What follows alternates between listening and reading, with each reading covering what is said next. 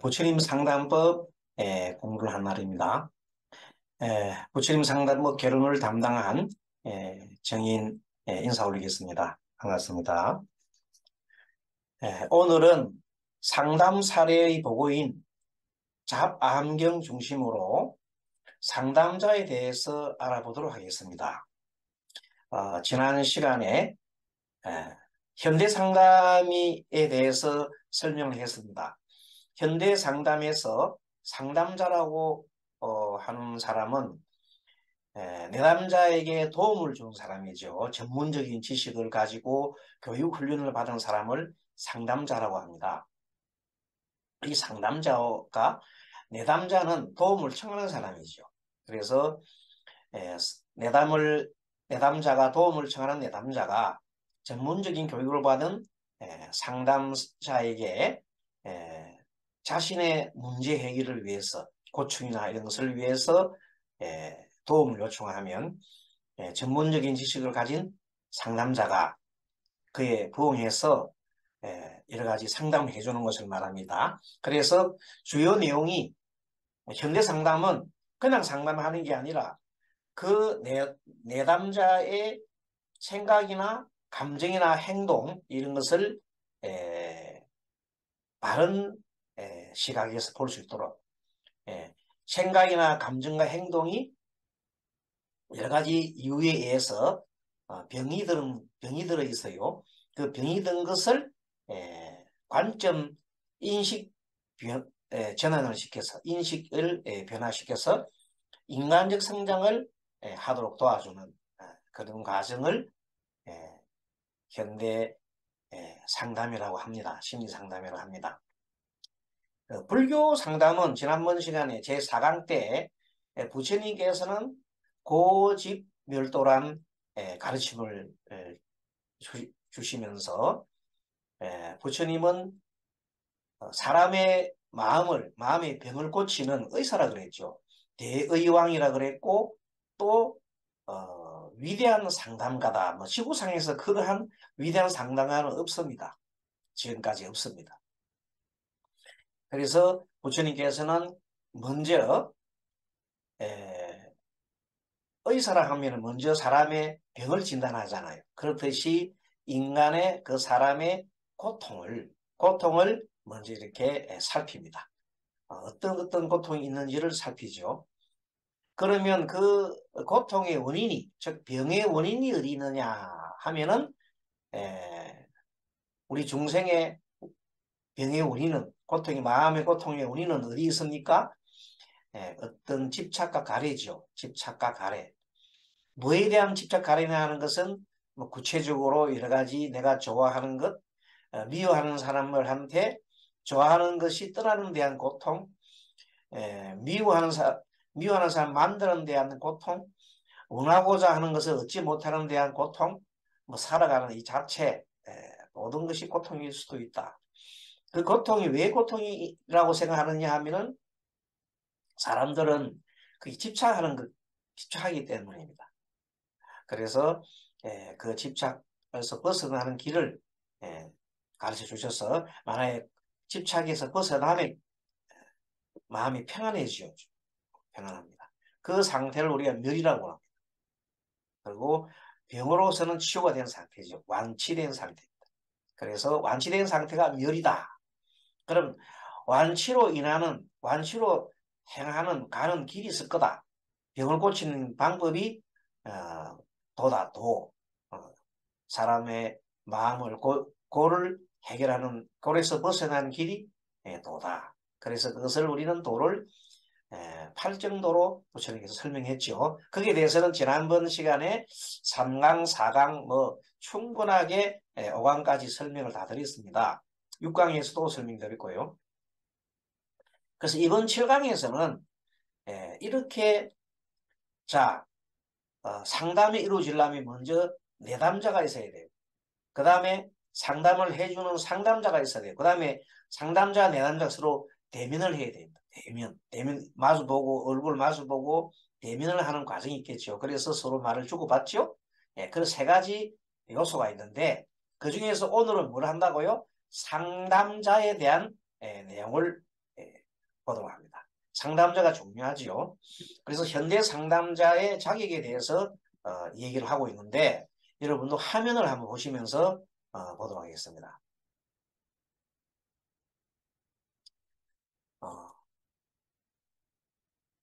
지금 상담자에 대해서 알아보는데 이것은 주로 중심을 어디다 두고 하냐면 우리 부처님의 가르침 중에 잡안경이라는 경이 있지요. 그 경에 근거해서 그 경에 나타난 것을 중심으로 하는데 지금 오늘 이제 공부할 때는 이 예전에 부처님께서 가르쳐 주셨던 이 내용을 현대어로 현대말로 바꿔서 공부를 해볼 필요가 있습니다. 왜 그러냐면 지금 예전에 우리의 경전에 나오는 그런 내용들을 그대로 얘기하기에는 지금 종교를 믿지 않는 사람이 늘어나고 있어요. 탈종교화가 지금 가속화되고 있어요.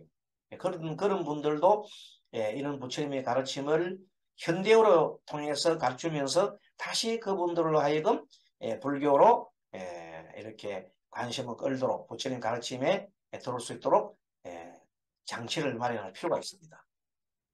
그래서 현대 상담 법을 공부를 할 필요가 있는데 현대 상담에서는 현대 상담 자격과 태도에 대해서 이렇게 설명해 놨는데 특히 우리 불교와 가장 가깝고 생각이 같은 유사한 그 심리학자를 말을 소개합니다.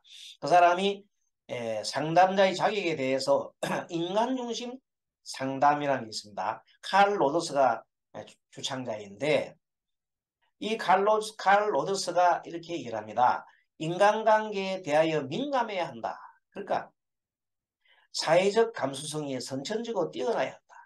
인간관계나 사회적 감수성, 사람에 대해서 또는 사회에 대해서 아주 이렇게 내몰라라 하는 게 아니라 관심을 아주 많이 가지는 사람이어야 한다. 이런 것을 말합니다.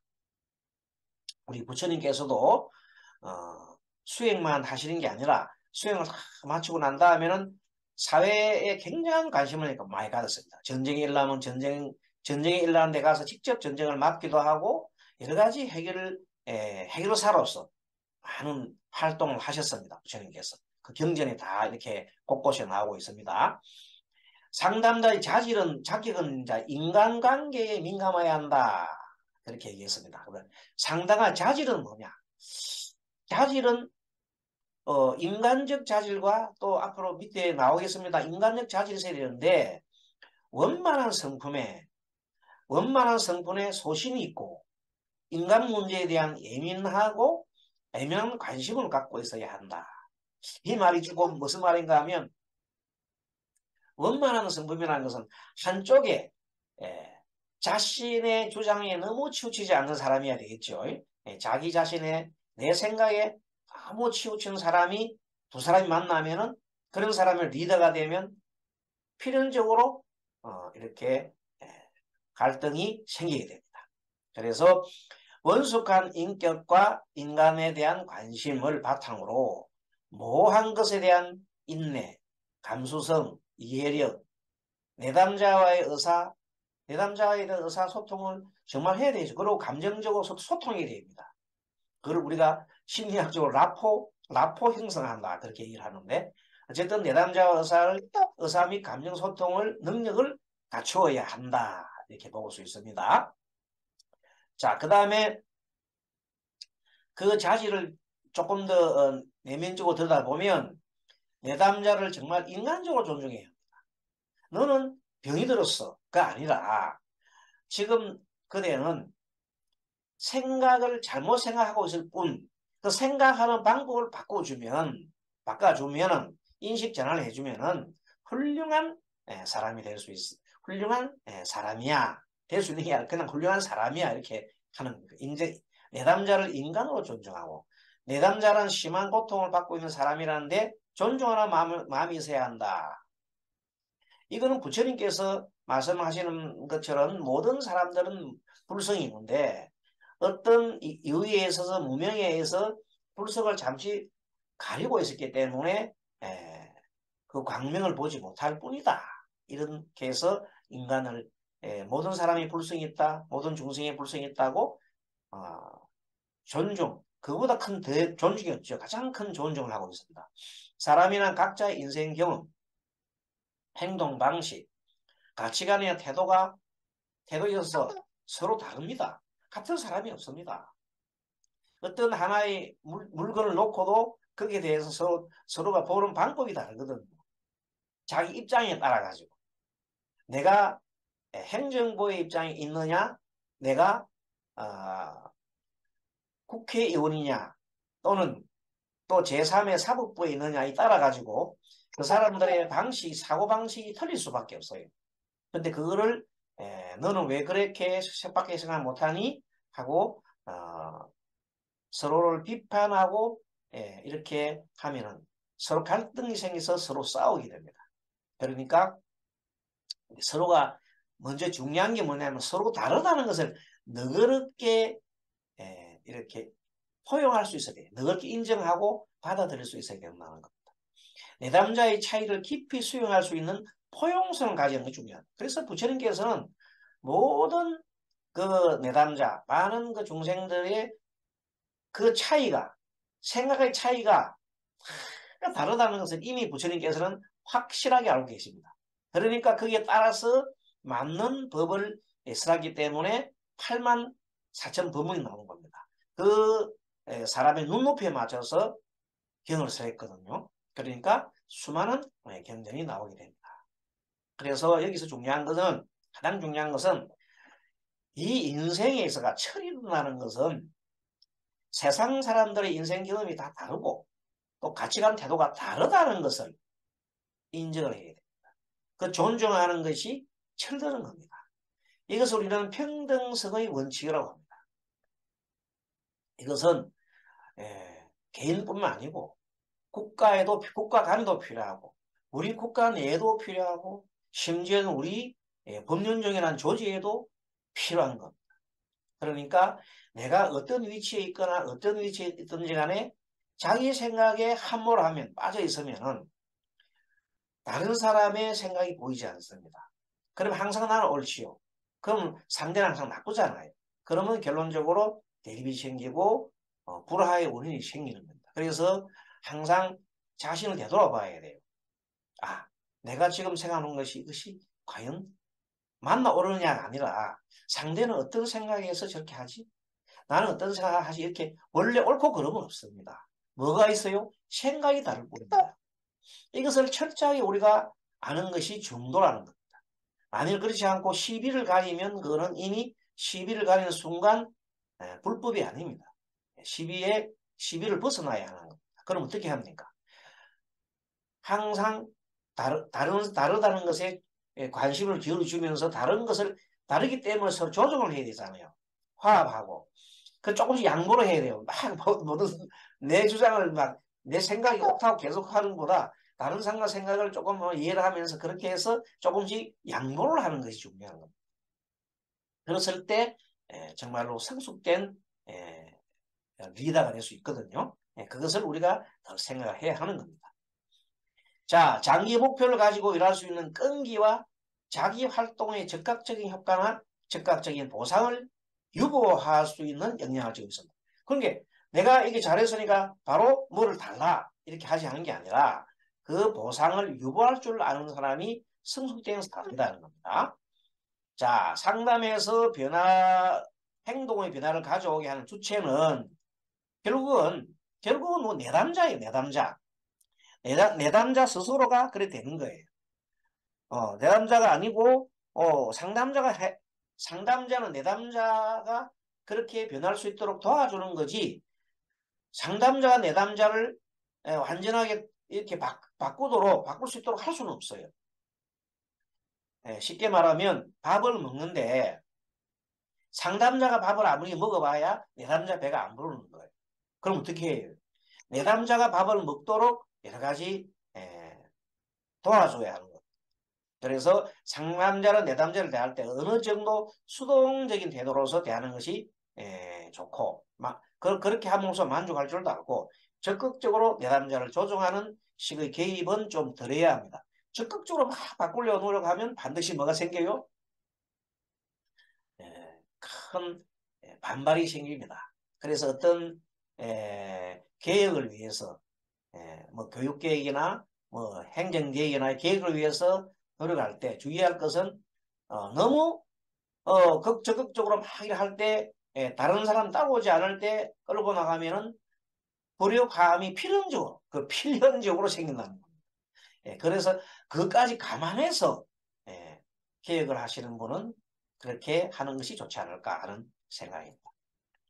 자, 그리고 이제 이 내담자는 상담자는 내담자에게 동기부여를 해주는 것을 중점적으로 해야 된다. 이 가장 중요한 게 오늘의 핵심입니다. 강의의 핵심이 누구나 고정관념이 있어요. 누구나. 우리 뭐 스님들도 없는 게 아닙니다. 고정관념이 다 있습니다.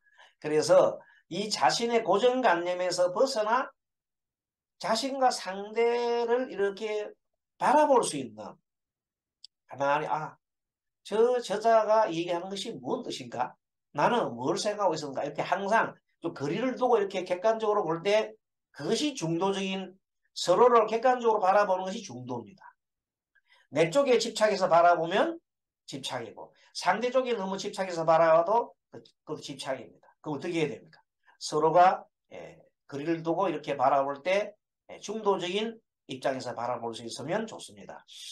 이것을 우리 불교에서는 이것을 계속 가르칩니다. 그래서 이걸 무슨 차림이라고 그래요? 알아차림이라고 하잖아요. 알아차림. 항상 알아차림 하여라. 부처님께서 항상 사띠하여라. 알아차림 하여라. 이렇게 많이 경전에서 근본 경전에서 말을 하고 있잖아요. 이 내용이 현대 심리 용어로 보면은 탈동일시라고 그래요. 탈동일시. 동일시는 뭐냐면 내 생각이 나야. 내 감정이 나야. 내가 지금 화가 났어. 내가 화하고 내가 이꼴. 내가 지금 기분이 안 좋아. 나는 내 생각이 빠져 있어. 내 생각이 이꼴 옳다. 옳은 생각이 나다. 이렇게 생각하는 거야. 그것을 우리, 불교에서는 아상이라고 그래요. 아상. 나의 생각, 아상, 인상, 중생상, 이런 사상. 이런 것들은 나에서부터 시작됐는데 보통 보면 내 몸, 내 생각이 나라고 생각하는 그 마음이 뭐라고요? 아상이라고 해요. 그런데 현대 심리학자들도 이런 데에서는 공부를 해가지고 자기와 자기 생각이 같은 그런 현상을 동일시라고 해요. 동일시. 그런데 동일시를 하게 되면 뭐가 생긴다? 바로 병이 생긴다. 집착에 관련된 각가지 병이 생기기 때문에 그 병을 고치기 위해서는 그 동일시에서 벗어나야 한다. 그걸 탈동일시라고 해요. 그걸 우리 불교로 보면은 거리를 두고 바라보는 알아차림이 되는 거예요. 그래서 부정적이고 소극적인 생활 태도에서 긍정적이고 적극적인 삶의 태도를 가질 수 있도록 용기를 북돋워주고 동기부여를 해준다. 그러니까 뭐냐면 생각이 지금 현재 잘못된 거야. 잘못됐다는 건 인식이 자기 바라보는 생각이 그렇게밖에 볼 수 없는 생각을 적극적으로 바꿔주려고 하면 또 거부반이라기 때문에 여러 가지 비유를 들면서 그 사람이 바르게 볼 수 있도록 도와줘야 된다. 예를 들어서 이렇게 하는 겁니다. 아까처럼 이 지구상의 사람들이 생각이 다 다를까요? 같을까요? 물어봅니다. 그럼 뭐 다르겠지. 그래 맞아 다릅니다. 그러면 당신 생각하고 당신의 상대 생각, 당신이 지금 현재 적으로 돌리고 있는 사람과 생각이 같을까요? 다를까요? 다르겠지. 그럼 생각이 다르면은 그 사람의 다름을 서로 다름을 갖다가 우리가 각각 다르기 때문에 상대편에서는 당신은 어떻게 생각할까요? 난 좋지 않게 생각했지. 왜요? 이렇게 들어가면 서로 보면 뭐 그 사이 그 얘기의 사이 속에서 내가 이 모든 것은 생각 때문에 일어나는 것이구나. 갈등의 원인은 생각이 다름을 인정하지 못하는 데서 일어나는 거거든요. 그래서 내 생각이 나라고 하는 생각, 탈동일시하지 않고 동일시하는 생각 때문에 서로의 갈등이 생기는 겁니다. 그래서 현대어로 심리 탈동일시를 할 수 있도록 하는 것이 좋겠다. 무엇이 중도인가? 부처님은 중도를 말씀하셨잖아요. 한 비구가 와서 부처님한테 얘기를 합니다.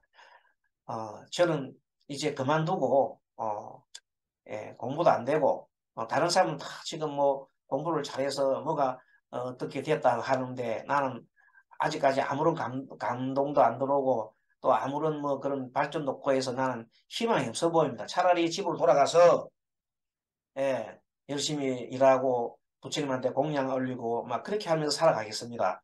이렇게 이야기하는 비유가 있었단 말이야. 그 소나죠. 그래서 부처님께서는 소나야, 너 금은고를 탄 적이 있느냐? 사했을 때. 물론 그 비유를 들 때는 부처님께서 소나가 금은고를 탔다는 사실을 알고 있기 때문에 그 비유를 드는 겁니다. 엉뚱한 비유를 드는 게 아니라 가장 그 사람에 가까운 걸 해주거든요. 소나가 출가하기 전에 금문고를 탔다는 걸 알고 있어 부처님께서. 왜? 부처님은 모르는 게 없잖아요. 그래서 소나가 네 저는 금문고를 탄 적이 있습니다. 그래. 그때 금문고 줄을 너무 탱탱하게 당기면 어떻느냐 하게 그러면 소리가 나지 않습니다. 오히려 금문고 줄이 끊어지거나 소리가 잘 나지 않습니다. 그래. 그러면 금문고 줄을 너무 느슨하게 하면 어떻게 하느냐 하게 금문구조를 느슨하게 하면 소리가 전혀 나지 않습니다. 그래? 그러면 금문구조를 적당하게 탱탱하지도 않고 느슨하지도 않고 적당히 하면 어떻게 되느냐? 그러면 금문구 소리가 잘 납니다. 그래. 그와 같이 공부도 마찬가지다. 공부도 너무 죽기 살기로 달라들면 바로 사람이 이렇게 붕붕 떠서 감정이 붕붕 떠가지고 오래 가지 못하고 좌절하고 마느니라. 그러면 또 너무 공부를 안 하고 나태하면 아예 공부가 안 되니 공부를 적당하게 쉬지 않고 이렇게 꾸준히 하는 것이 좋겠다. 그렇게 얘기를 하니까 소나가 금은고 비유를 듣고는 스스로 어떻게 그 예를 듣고는 스스로 자기 스스로가 네 그러면 제가 공부를 조금 너무 지나치지도 않고 그래 하지도 않고 꾸준히 해보겠다고 자기 스스로가 금은고를 보고 딱 깨달은 거예요. 그렇게 해서 부처님께서는 그 내담자로 하여금 스스로 깨닫게 하고 스스로 행동하게 도와준 겁니다. 부처님 직접 해준 건 아닙니다. 바로 그겁니다. 그것이 그 사람에 꼭 맞게 해주는 것이 중도란 말이에요. 그런데 누구나 그렇게 하는 건 아니에요. 어떤 사람은 공부할 때 엄청 열심히 하고 하다가 나중에 잠을 확 자는 수가 있어요. 잠을 자고 일러 공부 이런 사람도 있어요. 어쨌든 간에 그 방법은 많다 말이야. 그래서 예를 들어서 백두산에 올라가는 길이 여러분 엄청난 길이 많습니다. 백두산 꼭대기에 올라가는 길이 수천 가지 길이 있어요. 그러나 각자 등산가들이 취향에 따라 어떤 사람들은 가파른 길을 좋아하는 사람이 있고 어떤 사람은 평평한 길을 좋아하는 사람 어떤 사람은 숲이 있고 막 물이 있는 것을 좋아하는 사람이 있다. 각자가 좋아하는 방법에 따라서 등산길을 택해서 올라가는 겁니다. 불교 수행도 마찬가지예요. 어떤 사람은 연불이 굉장히 좋아서 연불 수행으로 할 수 있는 사람이 있고 또 어떤 사람은 호흡 수행이나 이빠사나는 어떤 사람은 참선을 해서 또는 어떤 사람은 참선용에서도 가나선으로 또 어떤 사람은 경전 독경으로 또 절수련으로 뭐 각각의 많은 법으로 통해서 가는 길이 있습니다. 목적은 어디입니까? 항고. 목적은 바로 열반의 바다입니다. 열반의 바다로 가는 길은 무수히 많더라. 한 길이 아니다는 거라. 하나의 길로 주장하고 오직 하나의 길만 찾는 사람이 유일신을 찾는 겁니다. 그러면 거기서 병적인 것이 생길 수도 있습니다. 어쨌든 그렇게 해서 가는 방법이 여러 가지인데 자기 자신의 꼭 맞는 길을 가고 난 다음에 그것이 중도라고 한다면 다른 사람은 다른 사람 길이 있어요. 그걸 갖다가 인정해 줘야 되는 거예요. 그런데 그 인정하지 못하는 게 우리가 과거에 불교에서 일어났잖아요. 부파불교 무수하게 많은 사람들이 서로 싸우고 있었죠. 지금도 남방불교에 공부하시던 분들이 북방불교를 폄훼한다든지 북방불교를 공부하는 사람이 남방불교를 폄훼하고 소성을 한다든지 이런 것들도 어찌 보면은 이 중도가 아니다. 이렇게 말씀을 드릴 수가 있겠습니다. 좋은 상담법이라고 하는 것은 내담자의 상황을 잘 파가요. 그렇습니다. 그의 지식이나 성격 그리고 지난 경험을 종합적으로 고려하여 가장 알맞은 상담법을 찾아서 상담하는 것이 좋습니다. 좀 전에 부처님께서 소나의 가르침 줄 때 소나가 금은고를 탔다는 사실을 알고 금은고의 비유를 들면서 바로 스스로의 자기 위치를 깨닫게 해주는 거잖아요. 그래서 공부를 잘할 수 있게 동기부여를 해줬다는 겁니다. 이렇게 그 사람이 꼭 맞는 상황을 맞춰주는 건데 이게 어떻게 가능합니까? 하지만 상담을 쭉 오래 하고 또 부처님 경전을 계속 보다 보면 우리는 뭐냐면 부처님 상담법이라는 것은 부처님 경전 속에서 좋은 그 경험을 가지고 이것을 현대 사람에 맞게 각각의 비유법을 두고 현대에 맞는 비유를 들어주고 이렇게 해 나가는 겁니다. 부처님께서 배워가지고 하는 거죠. 그러면 현대인들은 그 현대에 일어나는 비유를 들으니까 쉽잖아요. 그래서 그것이 그 사람에 맞는 중도라는 겁니다. 중도라는 것은 맞춤식으로 각각에 해줄 수 있는 법이 중도입니다. 이걸 해야 된다 하고 막 이렇게 끌고 가는 것이 아니다는 겁니다. 그것은 중도가 아니죠. 그래서 이 상담법도 여러 가지 상담법을 다양하게 공부를 해야 돼요. 그래서 이제 이 부처님 상담법을 중심으로 하지만 이 강좌에서는 이번 개론 시간에서는 이제 서양 심리에 대한 공부를 조금씩 이렇게 해 나갈 겁니다. 왜? 지금은 우리가 현대 살잖아요. 그러면 현대 사람들이 서양 심리들이 요즘 오은영의 저 심리 하는 거 있죠? 사례하는 거 보십시오. 얼마나 많은 사람이 경치하는지 모릅니다. 스님들 강의는 안 들어요. 근데 그 사람은 정말로 재밌게 보잖아요. 왜 그럴까요? 현대인을 딱 맞게 해주니까. 그러니까 이제 우리는 이제 지금 이 시대가 탈종교화에 돼가고 있습니다. 우리 법륜종도 그걸 대비를 해야 됩니다. 불교가 다 대비를 해야 되지만 법륜종 탈종교가 뭐냐면 이제 종교를 믿지 않는 사람이 계속 늘어난다는 겁니다. 통계가 지금 계속 나오고 있잖아요. 그럼 이 탈종교화에 대해서는 어떻게 우리가 그래도 부처님 법을 가지고 가야 되잖아요. 근데 그것을 꼭 부처님 법이라고 해서 그렇게 하는 것도 좋지만 지금처럼 부처님 상담법이라는 걸 들고 나와서 이것을 현대어로 해서 지금은 제가 부처님 상담법이라고 우리 법륜종 종로님들하고 같이 이렇게 공부를 하지만 이것이 부처님 상담법이라고 하는 이름을 좀 더 다른 이름으로 이제 현대화된 이름으로 바꿔서 할 수가 있습니다. 그 이름을 붙이는 것은 우리 스님들께서 다 연구를 해서 어떤 상담법이 좋겠느냐 해서 나름대로 이름을 붙이는 것도 괜찮겠습니다.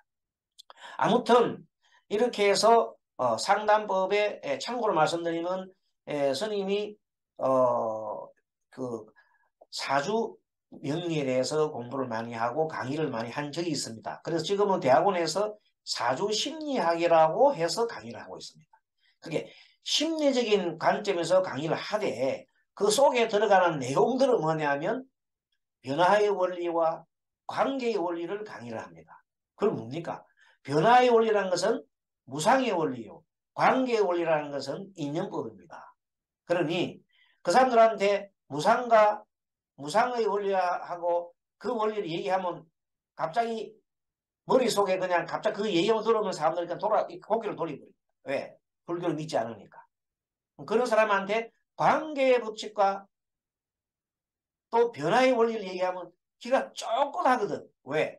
책에서 변화의 원리와 관계의 원리에 현대 그 학자들이 많이 내놓고 있어요.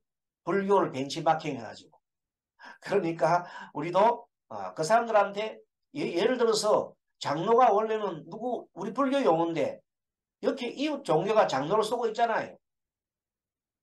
그렇듯이 많은 것들이 이제는 탈종교가 되고 종교도 다종교화가 됩니다. 다종교. 많은 종교가 많아지고 또 종교를 믿지 않는 사람이 점점 늘어나기 때문에 그 사람들에 대해서도 불교라고 얘기하지 않지만은 변화의 원리와 무상의 원리를 알려주고 그 다음에 그 관계의 원리를 알려주면 그게 또한 법을 지라는 길이요. 나중에 그네들이 공부를 해보면 아 이게 나중에 어디서 왔나 보더니 서가모니 부처님 가르침이구나 하는 걸 나중에 무릎으로 탁 칠 거란 말이에요. 그래서 이제는 그런 법도 우리가 이제 연구를 하고 후학에 되시는 분들도 이런 걸 좀 배워서 이제는 탈종교화 시대를 대비를 해야 된다. 제가 먼저 이렇게 얘기를 하는 건 공부를 하고 이쪽에 관심이 많기 때문에 그렇습니다. 자, 그래서 이제 다음에 넘어가면 항상 다양한 상담법을 연구를 하자 뜻입니다. 전문적인 자질은 갖추는 것은 심리학적인 지식을 반드시 가져야 되고 상담 기법에 대한 숙지를 해야 됩니다. 그러면 우리 불교는 심리학이 없나? 아닙니다. 불교 자체가 심리학입니다. 하지만 이것을 전문적으로 우리가 공부를 전문적인 것을 분석하고 하지 않았기 때문에 모를 뿐입니다. 그런데 스님들이 이번에 이런 것을 공부를 해서 아 불교가 심리인데 도대체 이게 현대 심리학하고는 어떻게 차이가 있지? 이 정도는 알아야 되지 않겠느냐는 것. 그래야 우리 불교의 우수성을 전하지요. 그런데 서양 사람들이 불교 심리학이라고 자기들이 불교를 공부하고 난 다음에 불교 심리학이라고 서양 사람들이 먼저 만들었어요. 그래서 거기에 나오는 불교 심리학의 대상은 뭐냐면은 바로 중심이 지난번 우리 시간에 배웠던 유식, 유식이 그게 중심이 돼. 유식학이. 그래서 스님이 지난번에 유식 공부를 가르친 이유가 이 빨리 탈종교화하고 그 다음에 이 불교가 바뀐 이 아주 변화합니다. 지금 엄청 변화합니다. 세상이 변하고 다 변화하는데 이게 부응을 못하면 도태되거든요. 법륜종이 얼마나 오래 버틸지 모른다 이 말입니다. 불교 전체도 마찬가지고. 그래서 같이 고민을 하기 위해서 빨리 이런 것을 공부를 해야 되고 계속 애것에만 집착하면 안 돼요. 그러면 이미 도태돼 버려요. 혹 이 강의를 어떤 분들은 이 강의를 갖다가 이번 우리 강의 듣으신 분 이런 취지를 모르기 때문에 보내주면 아예 듣지도 않고 그리고 책도 반송을 하시는 분도 있습니다. 책을 반송을 해요. 또 어떤 분은 아예 보내지 마세요. 까똑 보내지 마세요. 아니 다른 사람의 우리 종단의 종도가 그럽니다. 그러면 스님이 그걸 듣고 서운한 생각을 하겠습니까? 어떤 생각하겠습니까? 스님은 서운한 생각 안 해요. 아직 저 분들이 나의 이거 이해를 못하는구나. 당연히 이해를 못하니까 그렇지. 그 사람 미워할 거 뭐 있어요. 책을 방송을 하더라도 저는 미워하는 생각 없습니다. 왜? 모르니까 그럴 수밖에 없지요. 그러나 이 공부를 이제 하다 보면 한 분 남은 옆에서 전해줄 겁니다. 그러면 정말 중요한 것이구나. 처절하게 느껴야 됩니다. 이건 우리는 먼저 이렇게 선도적으로 해 나가는 사람이 없으면은 세상에 발전이 없습니다.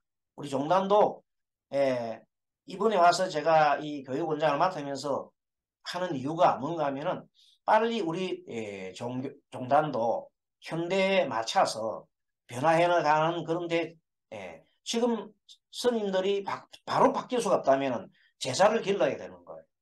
제사를 길러가지고 그 사람들로 하여금 이렇게 바뀌도록 해야 돼요. 그런 임무를 우리가 가지고 있는 겁니다. 정말로 지금 하루 자고 나면 바뀝니다. 세상이 변하지요. 무상의 논리 증대입니다. 그래서 현대심리학은 많은 그 학자들이 공부를 해가 불교를 벤치마킹 많이 합니다.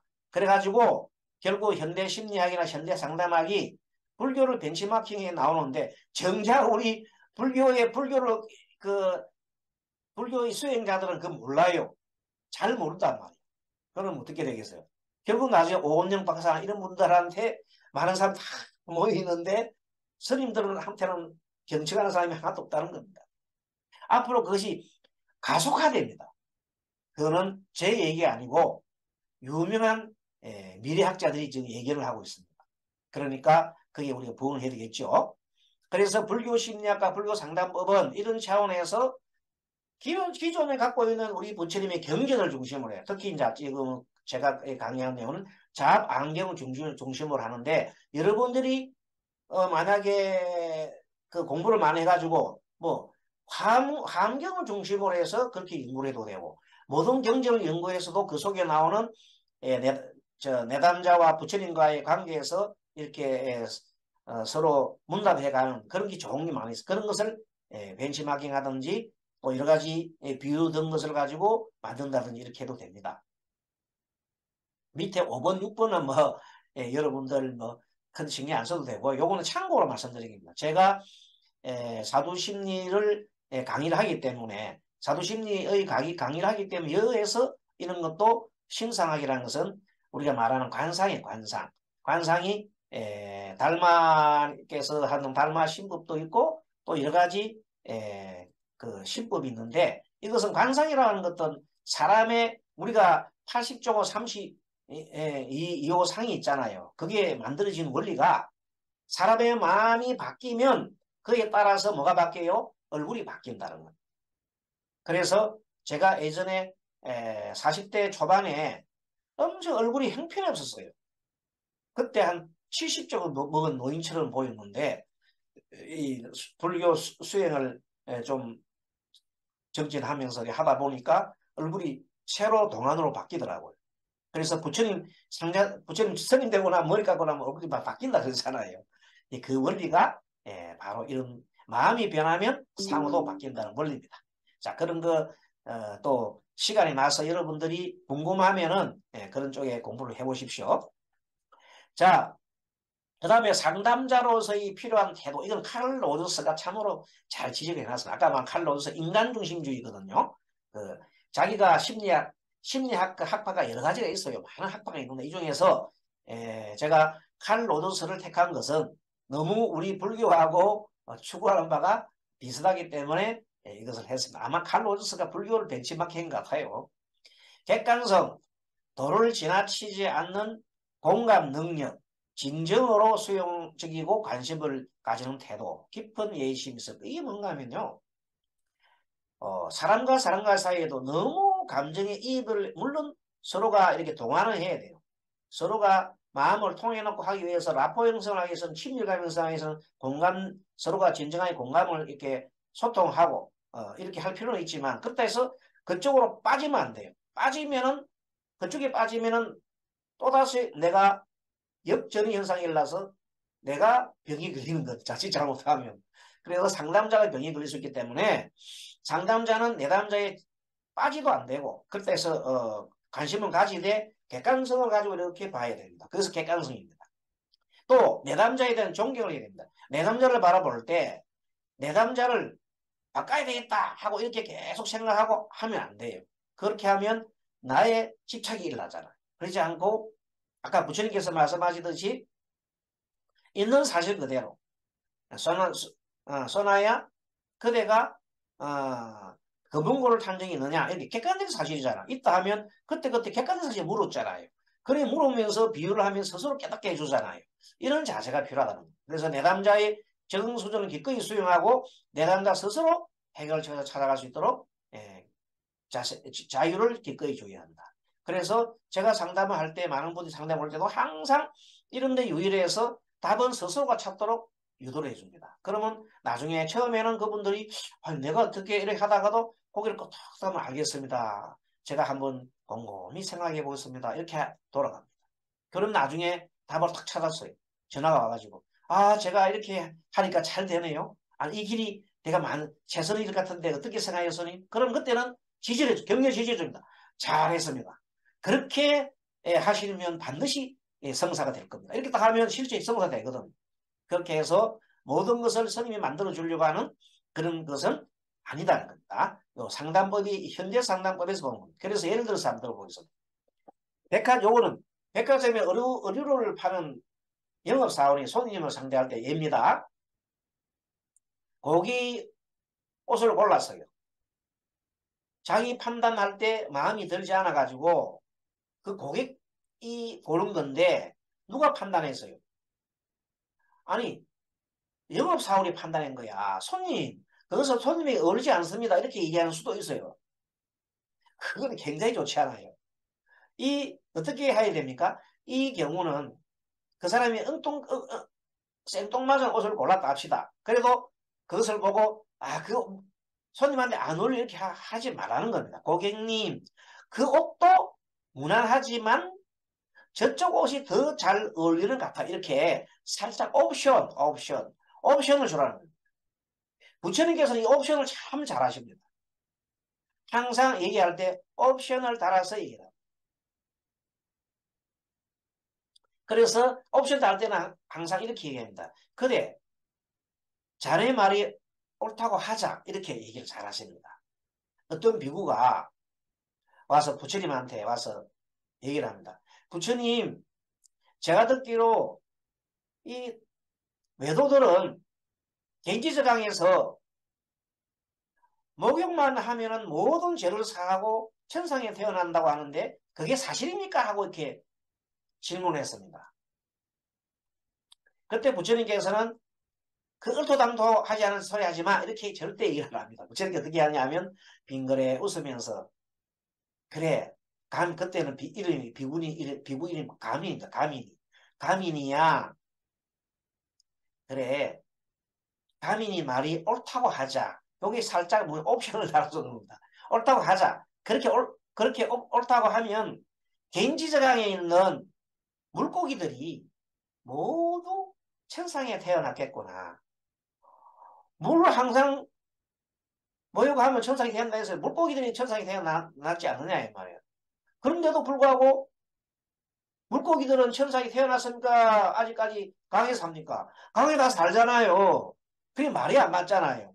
그래서 그 순간 착 가민이가 탁 깨달은 거예요. 아, 물을 뒤집어 쓴다고 해서 천상에 태어나는 게 아니구나 하는 걸 탁 아는 순간 자기의 의심이 사라지는 겁니다. 흔적도 사라지는 겁니다. 그 의심이 무슨 의심이었어요? 아니, 외도들은 물만 뒤집어 쓰면 천상에 태어난다는 그건 좋은 가르침을, 쉬운 가르침을 주는데 왜 우리는 숲속에 가서 숨을 내리시고 들이쉬고 내리시고 들이쉬고 하면서 계율을 지키고 뭐 이걸 계속 해야 하느냐 말이야. 그래서 자기는 불만이었는 거야. 외도들은 너무 쉽게 가르쳐주는데 왜 우리 부처님 저렇게 할까 하고 했는데 그 얘기에 딱 맞춰서 그 사람의 눈높이에 딱 맞는 부처님께서 딱 맞는 법문을 내린 거예요. 이것이 바로 부처님의 방편법문이요. 옵션을 주는 겁니다. 이런 것을 가지고 여러분들이 수많이 활용을 하는 겁니다. 그래서 저도 상담할 때 이거 많이 활용해요. 부처님 가르침, 경전 가르침 엄청 활용 많이 합니다. 왜? 이런 공부를 우리가 심리학에서도 공부하면서 연구를 하다 보니까 이걸 터득한 거거든. 내가 무슨 얼마 더 살아서 그렇게 잘 압니까? 그게 아닙니다. 공부를 많이 하니까, 이렇게 해서 생각이 나는, 지혜가 넓어지는 겁니다. 그래서 이거 내만 가지고 이렇게 있으면 안 되겠다. 어서 빨리 이것도 같이 나누자. 그래서 제가 나눔하는 겁니다. 이거 내가 뭐 잘나서 공부하는 가르치는 거 아닙니다. 나눔을 하자. 그리고 이런 길이 있으니까 한번 생각해 봅시다. 이런 취지로 얘기하는 거니까 부담 가지지 마시고, 제 강의는 제가 뭐 가르치는 강의가 아니에요. 같이 생각해보고 그 다음에 우리가 탈종교화 시대에서 부흥해서 어떻게 해야 되겠구나. 앞으로 갈수록 계속 종교인이 줍니다. 이제 우리 노인들 다 죽고 나면 노인들 지금 개우기후 노인들 몇 번 절에 오는데 다 죽고 나면 어떻게 하느냐 말. 젊은 사람들이 들어와야 되잖아요. 젊은 사람 들어올 때 끌어들일 수 있는 유입할 수 있는 길이 뭐냐면 바로 이런 상담이에요. 그것도 전문적인 이런 상담이 필요하다니까요. 그것을 우리는 불교적인 방법으로 하는 겁니다. 그런데 듣는 사람들은 이 불교적 상담인지 잘 모르지요. 왜? 아주 현대어로 해서 얘기를 하니까. 그러면서 우리는 전문가가 돼야 되는 거예요. 자, 그런 차원에서 공부를 하기 때문에 다 같이 우리가 한번 제 강의에 좀 경청을 해 보는 것도 좋겠습니다. 자, 부처님의 상담 과정을 보면 이런 옵션이 매우 많습니다. 부처님께서는 내담자가 아무리 무식하고 예의 없어도 결코 핍박하거나 비난하지 않습니다. 항상 온화한 모습으로 차분하고 성실하게 끝까지 응대해 주었습니다. 물론 경우에 따라서는 침묵을 지키는 경우도 있습니다. 지금 우리는 개론에서 배우지만 앞으로 내년에 강론 시간에는 사례 경전에 있는 것을 우리가 공부를 하고 그것을 현대에 적용했을 때 어떤 기성난을 연결해서 공부를 할 겁니다. 그런 걸 아시고 미리 지금은 여러 가지 이론이나 이런 내용들을 습득을 해 놓는 겁니다. 내담자의 상황을 바르게 진단해 주는 것을 좋게 해야 합니다. 내담자 상황을 지금 그대는 이런 쪽에 우리가 지금 해야 될 일은 인식전환. 그대 인식이 이렇게 돼 있습니다 하고 객관적으로 하고 그리고 그 사람이 내가 이렇게 인식을 하고 있구나 하는 것을 스스로 알게끔 해주면 됩니다. 그다음부터는 그 사람이 판단해서 고치든 안 고치든 의식을 고치든 안 고치든 나중에 하는 겁니다. 부처님이 말씀하시듯이 부처님께서 약을 만드셔가지고 중생들한테 약을 줬어요. 줬는데 약을 먹고 아니 먹고는 중생들의 책임이지 일의 책임이 아니라고 했습니다. 그래서 만약에 저 약까지 억지로 먹이려고 하면은 뭐가 생깁니까? 상대가 반발이라고 거부 반응이 일어나서 안 됩니다. 자, 그래서 이런 원리를 알면은 내담자가 처한 상황을 공감하고 이해한 다음에 왜 그러한 일이 일어나게 되었는지 원인을 알게 해주고 그 결과가 맞게 진단해주고 원인을 치유할 수 있는 길을 제시해줍니다. 이렇게 하면 당신은 거기서 문제점을 해결할 수 있겠소. 그래서 하고 안 하고는 그 사람의 마음입니다. 자, 그렇게 공부를 합니다. 그 다음에 상담은 자기 자신에 대해 이해를 해야 됩니다. 내 마음이 만약에 화가 많은 상태에서 내담자를 상담하면 내담자를 굉장하게 거칠게 다룰 수 있습니다. 그러니까 상담자는 항상 마음을 추스리고 자기 자신을 들여다보고 내가 혹시 욕망이 있는지 또는 욕심이 있는지 그 욕심이 있는 상태에서 상대를 바라보면 상대를 돈으로 보고 여러 가지 안 좋은 얘기를 할 수가 있어요. 그러니까 이 자체가 상담하는 자체가 뭐라고요? 이 자체가 수행입니다. 그래서 우리는 부처님 같은 위대한 상담자가 되기 위해서 노력을 하는 겁니다. 상담자 스스로의 성격이나 자기 스스로 성격과 정서적 이유예요. 나는 좀 감정적인가? 아니면 나는 이성적인가? 나는 외향적인가? 내향적인가? 스스로를 알고 있는 것이 좋습니다. 자기 결점을 알고 있는 것이 좋습니다. 그렇지 않다면 만약 상담자가 자신에 대한 통찰을 하지 못한다면 항상 편견과 감정에 치우쳐서 좋지 않은 상담 결과를 만들어 올 수 있습니다. 아주 중요해야 됩니다. 그래서 항상 자신에 대한 성찰을 해라. 이런 것을 통찰해라고 얘기하고 있습니다. 상담자의 사고방식과 심리방식을 진단할 수 있어야 합니다. 나는 어떤 욕망을 가지고 타고났지?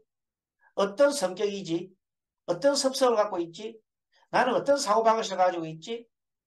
그런 경험과 감정을 객관적으로 분석해주고 매일 매 시간 그것을 알아차림할 수 있는 능력을 배워야 합니다. 별로 쉽지는 않습니다.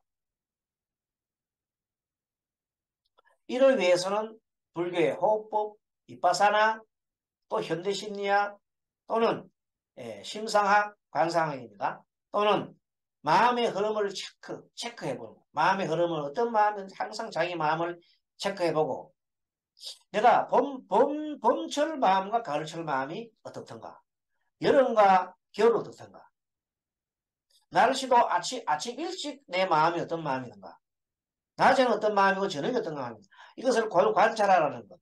그러면 그 법칙성이 있어요. 자기 자신의 법칙성이 있다. 여름철에는 뭔가 듣고 겨울 이렇게 법칙성을 여러분 스스로가 체크하는 법의 관찰법입니다. 그런데 이걸 관찰하지 않고도 아는 법이 여러분들이 사두심리를 연구를 하게 되면 사두심리 공부를 하게 되면 자기의 마음의 욕망 분석할 수 있고 성격 분석할 수 있고 습성이나 사고방식 경험과 감정 등도 알 수 있으며 이것이 언제 사실 추나 추동 어떻게 변하는 것을 알 수가 있습니다. 그래서 제가 그 사도심리학을 배우는 분들한테 얘기를 합니다. 나를 안다는 것은 사주를 정확하게 자기 분석한다는 나를 아는 것이요. 나를 아는 것은 인생을 알아차림하는 것이다. 고로 인생을 알아차림하게 되면 그런 상태에서 나의 수행도 할 수 있고 내가 상담도 잘할 수가 있고 모든 것이 원활할 수 있기 때문에 이런 각도에서 이것을 무시할 건 안 된다. 그래서 자두심리학도 하나의 마음을 뭐 하는 분석하는 하나의 도구다. 이것이 뭐 맞는 건 아닙니다. 그러니까 제가 그렇게 참고로 한다는 것을 여러분한테 이런 법도 있더라는 것을 알려준 겁니다. 심상학도에서 마찬가지예요. 달마 대사께서 이렇게 관상법을 내놓은 게 있어요. 그런 걸 보면 어떤 사람은 어떤 유형의 사람들이 이런 마음이 있고, 그런데 그게 이제 마음이란 게 말이죠. 항상 중요한 변화하는 겁니다. 우리는 부처님 제자잖아요. 부처님 제자는 변화함을 알고 있어야 됩니다. 그러니까 사주 심리를 내가 강의를 하고 있지만 그 사주도 변화한다는 걸 제가 알고 있습니다. 고정된 것이 아닙니다. 태어난 것은 일정하지만 시간의 흐름 따라서 사주 자체의 그 변화하는 흐름을 알 수 있는 것이 사주 심리입니다. 그러니까 모든 것은 변화한다. 변화하는 원리를 잘 알면 어디도 적용할 수 있습니다. 경제 심리, 그것도 변하는 겁니다. 소비 심리, 버섯 심리, 붙이고 돼요. 기도할 때도 심리를 붙여요. 여러분 공부 열심히 하신 분은 기도에 대한 심리를 한번 연구를 해보세요. 그건 스님이 아직 연구를 안 해봤어요. 기도에 대한 심리 변화 좋습니다. 그런 것들을 우리가 다 공부를 해가지고 나중에 내담자인 불자나 아니면 일반인들한테 전해주시면 얼마나 좋겠습니까? 자, 심리학적 지식이다. 심리학적 지식을 가지고 있어야 돼. 조금 전에 얘기했던 상담자는 인간의 행동과 신체적, 사회적, 심리적 결정 인자에 대한 철저한 기초 지식이 된다. 그래서 이제 우리 이 강의에서는 그러면 다 심리학에 나오면 다 다룰 수 없지만 핵심적인 거, 중요한 거, 여기에 나오는 것만 좀 터치해도 여러분들이 굉장히 도움이 될 겁니다. 그래서 제가 그동안까지 연구해 온 그 내용 중에 하나가 뭔가 하면 고통의 원인은 뭔가 하면 사람들이 가지고 있는 인식 때문에 그렇습니다. 자기가 세상을 바라보는 색안경, 고정관념, 그것을 타파하지 않고 계속 자기가 그걸 가지고 있어요. 그것이 자기가 병인 줄도 모르는 거예요. 그걸 깨우쳐 주는 것이 심리, 우리가 말하는 심리법입니다. 그 상담법입니다. 내용은 내가 갖고 있는 인식을 바꿔주는, 바꾸게 해주는 스스로, 내가 바꿔주는 게 아니라 스스로 내가 이런 인식을 갖고 있었구나는 걸 바꾸는 거예요. 누구나 가지고 있는 인식이 있어요. 자기 자신의 세상을 바라보는 무슨 견해? 사고방식. 이것이 가장 문제입니다. 그 방식이 내가 옳다고 생각하는, 더구나 옳다고 생각하는 그 방식을 항상 거리를 두고 봐야 돼. 내가 아무리 옳은 방식도 내가 집착을 하면 안 돼요. 상대가 설령 그런 방식을 하고 있더라도 저 상대 입장에서는 자기가 그렇게 생각하고 있는데 이렇게 수용을 해줄 수 있어요. 그래야 뭐가 생깁니까? 서로가 공감할 수 있고 거기에서 서로 융화가 될 수 일어나고 할 수 있는 화합을 할 수 있는 길이 열립니다. 그게 어려성이 말하는 대회통이에요. 회통. 이 원흉과 회통이 바로 어려스님의 사상이요. 그 불교의 진수입니다. 그게. 그래서 지금은 그걸 안 하기 때문에 계속 우리나라가 이제 극한 대립을 하고 있잖아요. 여야 대립, 뭐 보수 진보 뭐 대립, 전 세계가 대립하고 있고 심지어는 뭐 어떤 조직 내에서도 그런 대립이 있습니다. 그것은 뭔가 하면 한마디로 말하면 내 생각에 집착이 되는, 제발 내 생각에 한번 이렇게 벗어나서 한번 상대의 생각 듣는 것을 한번 거리를 두고 보라는 겁니다. 그것이 가장 중요한 핵심입니다. 자, 여기서 중요한 것은 이 세상 사람들이 살아가는데 지금 여기서 얘기하는 것은 원리가 어떤 원리냐면 세상은 지금 변해가요. 세상은 변해가죠. 그래서 상담자, 내담자의 몸도 마음도 시간에 따라 장소에 따라 계속 변화합니다. 그래서 변하는 것을 계속 주시하고 알아차림 해줘야 됩니다. 누가? 상담자는 나도 내 것도 알고 상대도 알아줘야 돼요. 상대만 알아도 안 되고 나의 변하는 마음도 알아야 돼요. 동시에.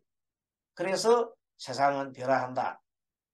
이 원리를 다른 말로 말하면 무상원리잖아요. 무상하면 사람들이 못 알아듣고 불교 냄새가 나니까 싫어해. 그런데 일반 사람들한테 세상은 변합니다. 뭐 다 이해해요. 그래, 맞아요. 세상은 변하지요. 다 따라온단 말이에요. 그럼 몸도 마음도 변합니다. 구체적으로 이해를 전달해 주면 다 그래요. 그래 다 인정한다고. 그리고 사람들의 생각과 가치관이 다 다르다.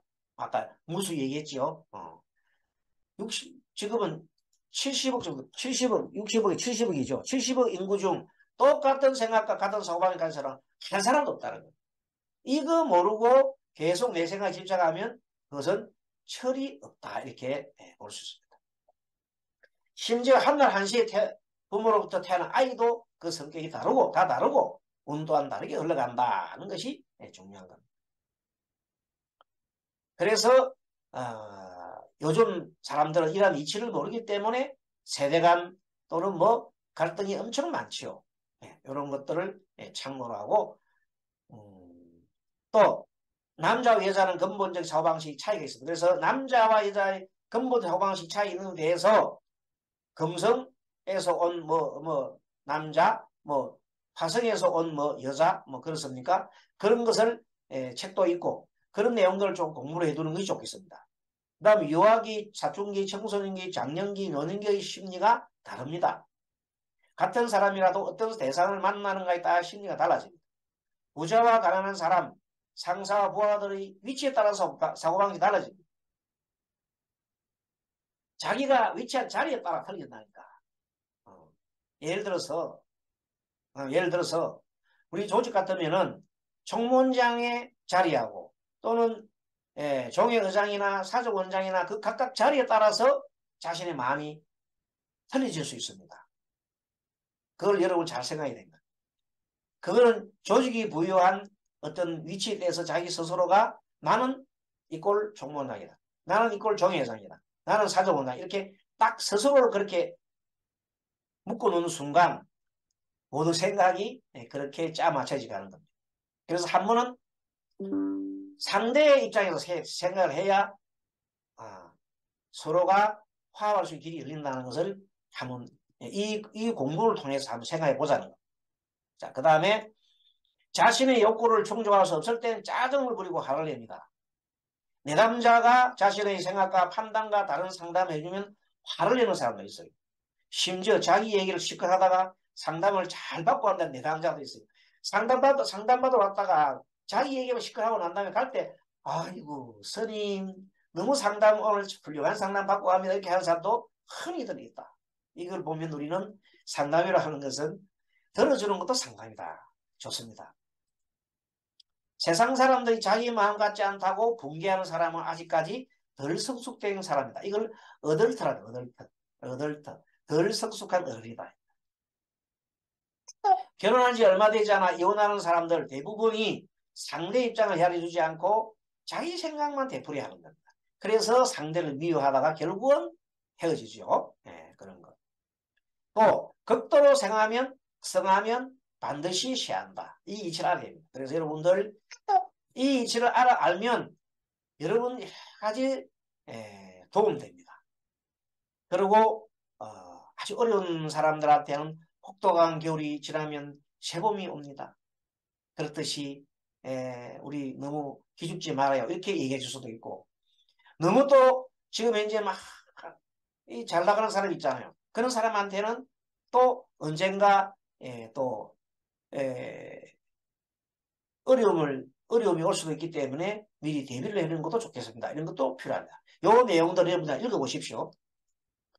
자, 물은 높은 곳에서 낮은 곳으로 흐르고 무수히 작은 방울이 모여서 결국 하나의 바다로 모인다. 여기서 우리가 해야 될 일은 뭔가 하면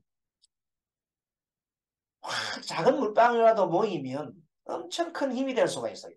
그거 십시일반이라는 겁니다. 십시일반이 기적이에요.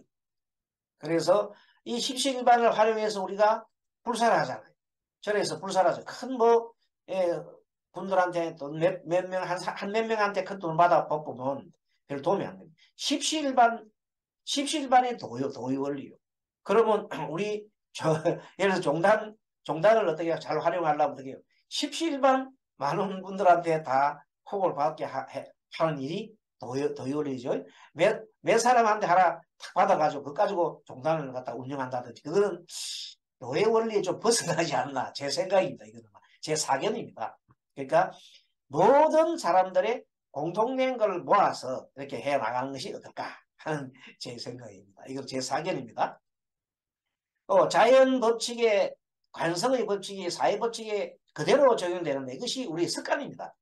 자연 법칙에는 관성의 법칙이 계속해서 달려가면 계속 달려가는 습관이 있고 멈추면 멈추는 습관이 있고 모든 것이 그대로 있으려고 하고 움직이면 움직이려고 하는 습관이 있는데 그것을 물리학에서 관성의 법칙이라 합니다. 이것이 사회 법칙에 적용되는 것이 바로 습관이라는 겁니다. 세살 버릇 8가지 간다. 하지만 이 습관도 바꿀 수가 있는 겁니다. 어떻게? 내가 이런 습관이 있음을 알아차림하고 바꾸는 노력을 하게 되면 쉽지 않지만 한 걸음, 두 걸음, 세 걸음, 네 걸음 하면서 자기 자신을 바꿔가게 됩니다. 이 습관을 바꾸는 것이 내 운을 개척하는 법이죠. 네, 여기까지도 설명드렸고 높은 산에 올라갈수록 무수히 길은 많으나 정상에 가면 다 만납니다. 높은 산 올라가면 정상에 올라가면 다 밑에 내다 보여요. 올라온 길이 무수히 많으면 다 알아요.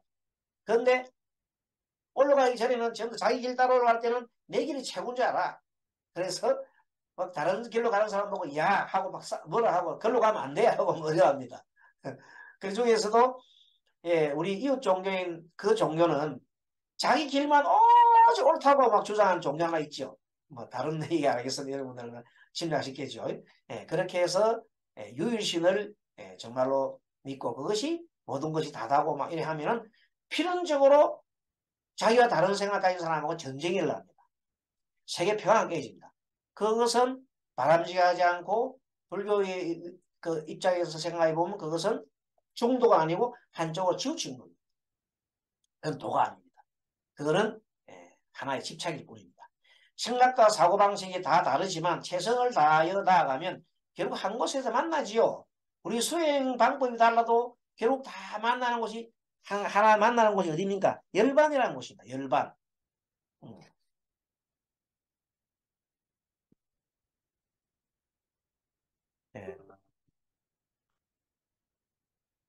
잘 써놓고 제가 고쳤네요. 음. 음. 수행법이 달라도 모이는 것은 열반이다. 한 곳으로 모이죠. 좋은 습관을 길들이면 나쁜 습관이 사라진다. 이게 참 좋은 겁니다. 이게 변화의 원리, 변화의 원리. 자, 변화 원리. 이 무상이, 무상이 변화의 원리가 이렇게 해서 좋을 수도 있습니다. 어떤 사람은 변화 때문에 고통을 느낄 수 있지만 변화할 수 있기 때문에 좋은 습관이 나쁜 습관이 좋은 습관으로 바뀌는 거예요. 이 무상의 원리가 이 정말로 두고 볼수록 여러분들 이 무상의 원리로 인해서 중생도 되고 뭐도 돼요? 무상의 원리가 중생도 되고 부처도 되고 지옥도 가고 천당도 갈 수 있는 원리가 무상의 원리 때문에 바뀔 수 있다는 겁니다. 마음은 끊임없이 바뀌는 겁니다. 마음은 생주 이멸하는 것. 마음이 일어나서 어느 정도 머물렀다가 변해서 사라지는 것. 그런데도 자기 마음 그 한 마음의 고정적인 그 관념에 집착하고 있는 겁니다. 저 사람 나빠. 저 사람은 나빠. 하고 그 생각을 한번 하고 나면 하는 것마다 상대가 다 나빠 보여요. 자기 입장에 먼저 고정관념 하잖아. 저 사람은 세상에 끼잖아. 그러면 그 순간 그 사람이 하는 일은 다 나쁘게 보이고 그 사람이 하는 것마다 좀 나를 갖다가 비평하는 것이 이게 보이게 돼 있습니다. 예, 그래서 그 생각을 탁 하면 벗어버려야 돼요. 그게 뭐예요? 부처님 가르쳐 준 방법 집착을 벗어나는 길이에요. 그게. 그걸 하는 순간 세상이 바뀌고 화합이 됩니다. 그거 안 하면 화합이 절대 안 됩니다. 말만 나는 안 바꾸고 왜 나만 자꾸 바꾸라고 그래. 그건 안 되죠. 그래서 나도 생각하고 상대도 생각한 다음에 서로 어떤 집합, 화합할 수 있는 부분이 있는 걸 살펴봐야 됩니다. 분명히 있어요. 상대를 나쁘다고 보면 딱 인정해버리면 절대 화합할 길이 안 나와요. 고정관념 때문에. 그래서 화합을 하려고 그러면 내가 나 생각, 이런 생각에 머물러 있고 저 사람 저 생각에 머물러 있고 나서 서로 인정을 하고 다름을 인정하고 그 다름을 인정 안 하면 철부지를 그랬죠. 철부지. 철부지들이 모여 사는 세상이란 말이에요. 그 철부지가 안 되려면 어떻게 돼? 상대를 인정해주고 상대의 생각을 들어주고 서로가 화합을 할 수 있도록 노력을 하는 것이 철부지가 아니고 깨달은 자들이에요. 자, 그렇게 해서 우리는 열심히 공부를 해가다 보면 결국은 무상의 원리가 있다. 바뀔 수 있다.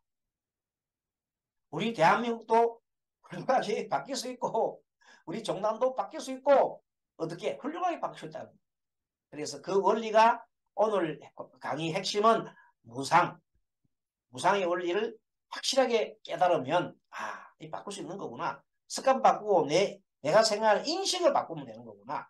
모든 병의 원인은 인식이 잘못되었다.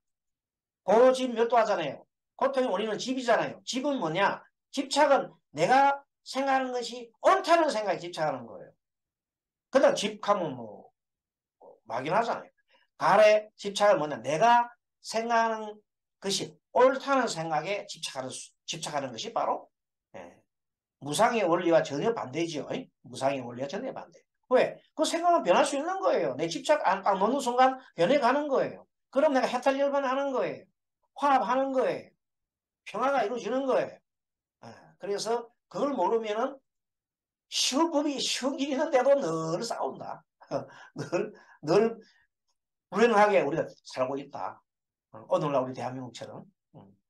자, 아무튼 오늘 여기서 이렇게 공부를 끝내고 우리는 이제 수행자 겸 또 상담가고 우리가 추구하는 바는 우리도 부처님처럼 대의사가 되자. 그 다음에 대상담가가 되자는 주제로 강의를 마치도록 하겠습니다. 다음 시간에 뵙도록 하겠습니다. 여러분 수고하셨습니다.